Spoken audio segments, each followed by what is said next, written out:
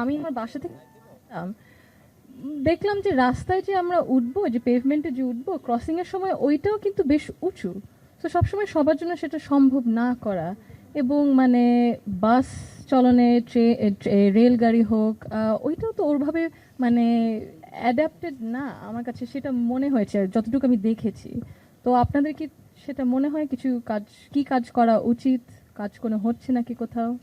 প্রতিবন্ধকতা কোনো মানুষের সীমাবদ্ধতা নয়, বরং একটি প্রতিকূল পরিবেশই মানুষকে প্রতিবন্ধী করে তোলে।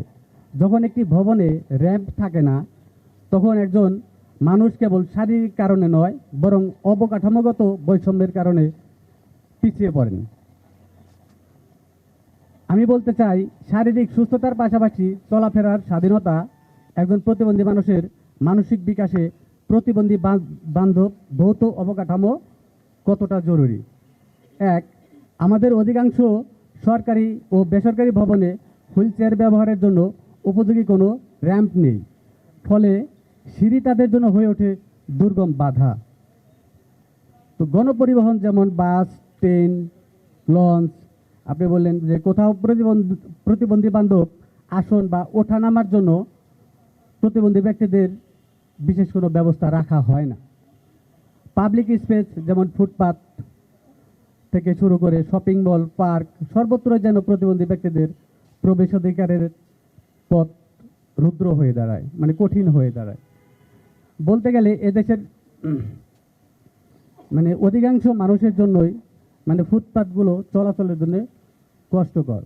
তার ভিতরে যদি প্রতিবন্ধী ব্যক্তি হয়, আর যদি হয় দৃষ্টি প্রতিবন্ধী ব্যক্তি, তার জন্য তো এই দেশের রাস্তা বা ফুটপাত একেবারেই অনুপযোগী। আমি এই জন্য আপনাদের কাছ থেকে জানতে চাচ্ছি, আপনাদের কাছ থেকে, যে ইউনিভার্সাল আপনি বললেন অ্যাক্সেস, ইউনিভার্সাল ডিজাইন, আর কি কি, আর কোন দিক থেকে করা যায়? আমি চাচ্ছি যে শিক্ষা ব্যবস্থাটা পুরোপুরি প্রতিবন্ধী বান্ধব যেন হয়। কারণ হচ্ছে আমরা চাই না, আমরা যেহেতু প্রতিবন্ধী ব্যক্তি, আমরা আমাদের আলাদা কোনো শিক্ষা প্রতিষ্ঠান চাই না। আমরা চাই যে আমাদের সাথে যারা আছেন অন্যান্য শিশুরা যারা অপ্রতিবন্ধী, তাদের সাথে যেন আমরা একই স্কুলে, যেন একই বিশ্ববিদ্যালয় পর্যন্ত যেন পড়াশোনা করতে পারি। আমাদেরকে ওই যে শিক্ষা ব্যবস্থাটা পরিবর্তন করতে হবে। আমরা আমাদের জন্য আলাদা করে কোনো কিছু চাচ্ছি না। এবং প্রতিটা শিক্ষা ব্যবস্থার মধ্যে ইশারা ভাষাটা বাধ্যতামূলক থাকতে হবে। ইন্টারন্যাশনালি আমরা যেটা দেখি সেটা হচ্ছে যে সাইন ল্যাঙ্গুয়েজ একটা কিন্তু এডিশনাল একটা সাবজেক্ট থাকে প্রত্যেকটা ক্লাসে, ছোটোবেলা থেকে যারা স্কুলে অ্যাডমিশন নেয় আর কি। তো বাংলাদেশে যদি শুরু থেকে ইশারা ভাষাটা শুধু প্রতিবন্ধী ব্যক্তিদের জন্য না, অপ্রতিবন্ধী ব্যক্তি যারা আছে, অপ্রতিবন্ধী শিশু যারা আছে, তারাও যেন হচ্ছে এই ইশারা ভাষাটা স্কুল থেকে শিখে নেয়, তাহলে আমাদের জন্য পরবর্তী জীবনটা আমাদের অনেক বেশি সুবিধার হবে আর কি। আর আমি আমার অভিজ্ঞতা থেকে বলতে চাই, আমি চেয়েছিলাম আমি একজন আর্কিটেক্ট ইঞ্জিনিয়ার হব, কিন্তু আমি যে স্কুলে পড়াশোনা করেছি সেই স্কুলে আমার সাবজেক্ট চয়েসের কোনো সুযোগ ছিল না। আমাকে স্কুল থেকে একটি সাবজেক্ট চাপিয়ে দিয়েছিল, আমি ওই সাবজেক্ট নিয়ে পড়াশোনা করেছি। এবং আমি যখন উচ্চশিক্ষার জন্য বিভিন্ন ইউনিভার্সিটিতে ভর্তি হই, আমি যখন আর্কিটেক্ট ডিপার্টমেন্ট সাবজেক্ট যখন চুজ করি, তখন কিন্তু আমি ওইখানে যেতে পারছি না। এটার জন্য আমি মেন্টালি খুবই হতাশাগ্রস্ত হয়েছে আর কি। তো আমি এটাই বলবো যে আমি যেহেতু একজন নাগরিক, আমি হয়তো ইনডিরেক্ট ট্যাক্স পে করছি, সো আমিও চাই যে অন্যান্য সুযোগ সুবিধা যারা পাচ্ছে, আমরা একজন প্রতিবন্ধী ব্যক্তি হিসেবে আমরা সকল সুযোগ সুবিধাগুলো পাই। আমাদের পলিসিতে প্রতিবন্ধী ব্যক্তিদের অন্তর্ভুক্তি নেই। আজকে যদি আমরা আপনার দেয়া এই সাইনবোর্ডকে লক্ষ্য করি, আসলে কি এর ভিতরে কি আমরা আছি? এই ইনক্লুশনের জায়গায় কিন্তু আমরা নেই। আজকে যদি আমরা লক্ষ্য করি, বাংলাদেশের ইউনিয়ন পরিষদে একজন প্রতিবন্ধী ব্যক্তির কোনো প্রতিনিধিত্ব নেই। এমনকি একজন উপজেলা পরিষদেও প্রতিবন্ধী ব্যক্তির একজন প্রতিনিধিত্ব নাই। আপনি যদি লক্ষ্য করেন, উপজেলা, জেলা, কোথাও কিন্তু আমাদের প্রতিনিধিত্ব করার একজন ব্যক্তি নেই।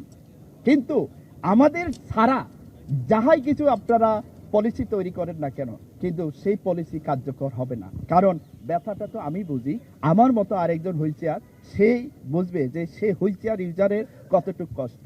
তাই আমরা আশা করি আগামী দিন যদি আপনার সরকার ক্ষমতায় আসে, প্রতিবন্ধী জনগোষ্ঠীর জন্য আমরা চাই প্রতিটি সেক্টরে আমাদের যেন প্রতিনিধিত্ব থাকে। আমরা চাই আগামী দিন সরকার গঠন হলে আপনার ক্যাবিনেট ডিভিশনে অন্তত আমাদের প্রতিবন্ধী ব্যক্তিদের জন্য পলিসি গঠন করার জন্য একজন প্রতিবন্ধী ব্যক্তিদের প্রতিনিধিত্ব চাই।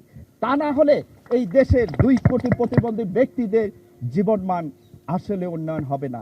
আমরা যদি এসডিজি কে বাস্তবায়ন করতে যাই কোনো ব্যক্তিকে পিছিয়ে ফেলে নয়, তাহলে আমরা প্রতিবন্ধী ব্যক্তিরা কেন পিছিয়ে থাকবো? আমাদের মূলত দেশের অবকাঠামো আজকে দেখেন, এই যে সংস্করণের নামে কত ধরনের পায়তারা চলছে, এই সংস্করণে আমার একজন প্রতিবন্ধী ব্যক্তির প্রতিনিধিত্ব সেখানে, তাহলে এই দেশে কি সংস্করণ হচ্ছে আমাদের